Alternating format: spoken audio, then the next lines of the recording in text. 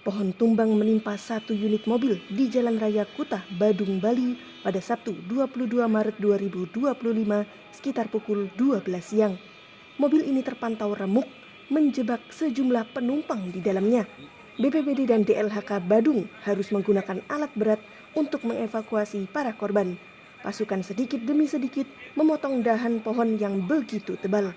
Mobil berhasil ditarik dari tumpukan pohon sekitar pukul 2 siang. Di hari yang sama, angin kencang turut menerjang kawasan Pura Agung Besakih. Satu pondok gong Dadia Kayu Salem dikabarkan roboh akibat kejadian tersebut.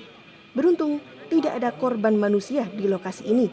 Masyarakat pun diimbau untuk selalu waspada menghadapi cuaca ekstrim.